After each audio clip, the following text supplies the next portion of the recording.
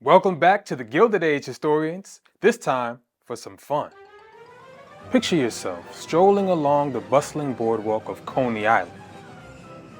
You are immersed in the sights, sounds, and smells of this thrilling new world of amusement. The transformation of Coney Island into an enormous playground is the marvel of the age. Never before has there been anything quite like it. Every form of entertainment that can appeal to the young or old, rich or poor, has been provided. The people of New York have taken it into their hearts, and it is already one of the glories of the country round about. The Gilded Age was a time of great change, reshaping the American economy and leading many to embrace urban life, finding ways to make it more bearable. But beyond the city streets, a vibrant world of new goods and leisure activities emerged, changing how people spent their free time away from work.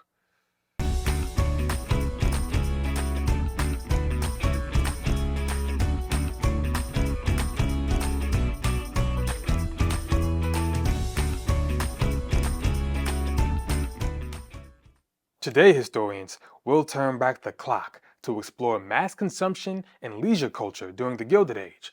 And by the end of the journey, you might find that the America we're studying is beginning to look a lot like the world you live in today. Your learning objectives are to describe the factors that contributed to the rise of mass consumerism during the Gilded Age, describe the growth of leisure activities, and explain the impact that mass consumerism and leisure had on American society and culture.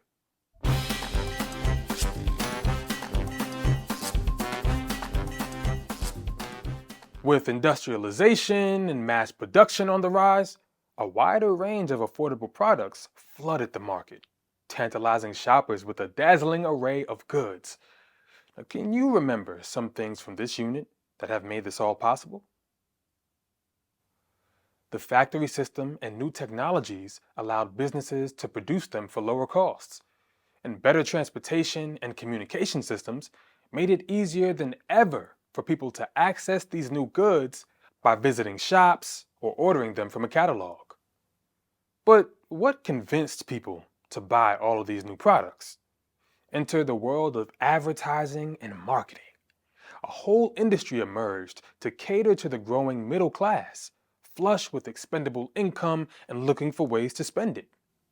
Clever advertisers developed new techniques to persuade consumers to buy products they didn't really need. Appealing to emotions, writing catchy slogans and jingles, or creating attractive packaging to entice customers. Retail stores were quick to adapt, with new outlets emerging to cater to increasing demand. Macy's and Marshall Field's department stores became one-stop shops for customers, offering many goods under one roof. 5 and 10-cent stores like Woolworth's and McCrory's provided more affordable options for shoppers. And the revolutionary mail-order catalogs like Sears Roebuck and Montgomery Ward allowed people in rural areas to access the same products available in cities, all at competitive prices. Can you imagine flipping through those catalogs and dreaming of the latest fashions and gadgets? Of course you can. That's what Amazon is, right? But wait, there's more. Let's say you want to buy a new sewing machine, a fantastic new time-saving device, but it's just too expensive to pay for all at once. That's where credit and installment plans came in. Credit was a cash advance from a bank. It allowed people to purchase goods or services on the promise of paying it back to the bank later, with interest or a borrowing fee. Now, this made it possible for consumers to make larger purchases than they could afford to pay immediately. Installment plans, or the buy now, pay later system, let people pay stores for their purchases in small, more manageable amounts over time. These kinds of payment plans made expensive items like furniture and appliances more affordable for middle-class Americans during the Gilded Age. Do you think the rise of mass consumerism during the Gilded Age has had a lasting impact on our current society?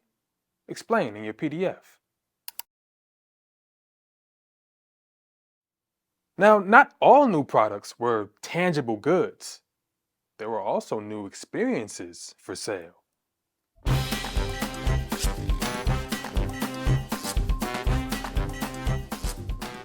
Gilded Age was a time of exciting new leisure activities to fill people's free time. What are some of your favorite leisure activities outside of the home today? You might like some of the same things as people from the Gilded Age.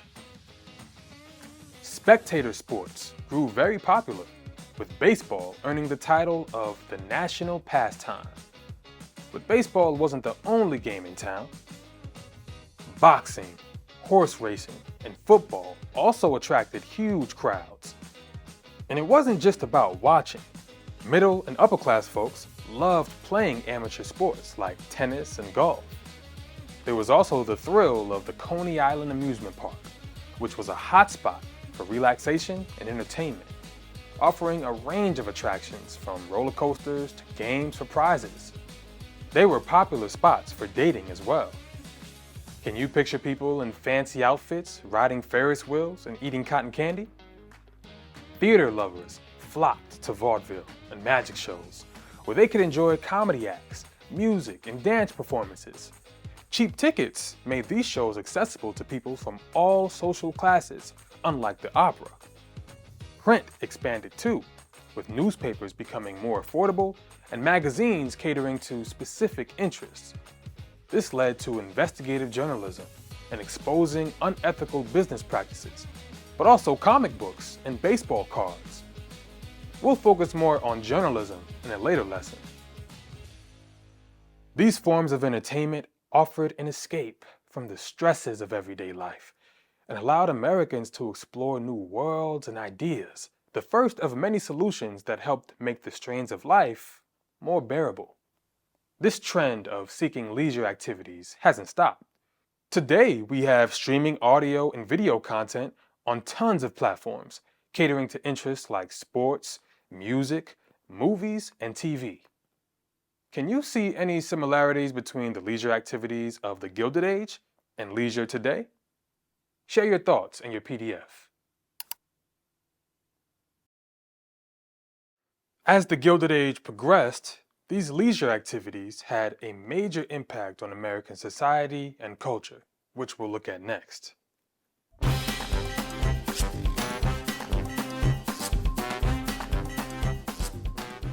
Mass consumerism and leisure brought about big changes to Gilded Age society. One major shift was in gender roles. Women were increasingly targeted as consumers. To sell to them, advertisers depicted an ideal woman as one who was fashionable, refined, and skilled in domestic duties. But not all women accepted these expectations. A new woman emerged who was educated, independent, and politically engaged. This too led to reforms that we'll explore in a future lesson. Individualism and self-expression also took center stage for all Americans. Technologies like the camera and phonograph allowed people to capture and share sights and sounds. And sports and literature provided avenues for people to express themselves and explore hobbies. But as with any significant change, there were setbacks. Can you think of a reason from this unit or a previous one that would explain why some people would have a hard time fully participating in leisure culture? Pay for many workers was low. They had little time or money to participate. And society was racially divided, with segregation laws forcing black citizens to form their own leagues to join in on the fun.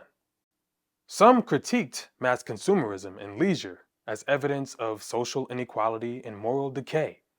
Thorstein Veblen, a sociologist and economist of the time, said, "No general increase of the community's wealth can make any approach to satiating this need, the ground of which is the desire of everyone to excel everyone else in the accumulation of goods."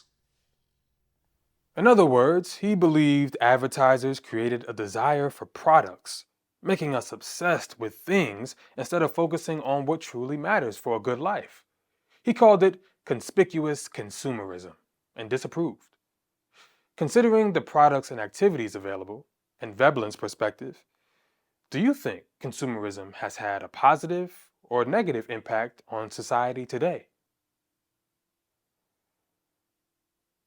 Let's review.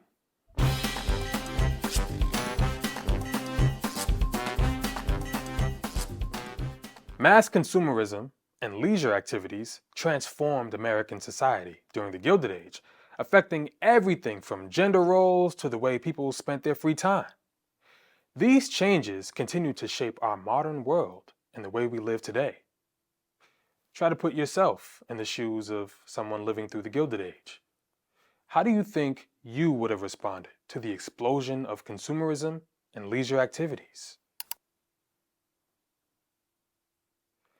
And in what ways does this historical context help you understand your own relationship with consumer culture today?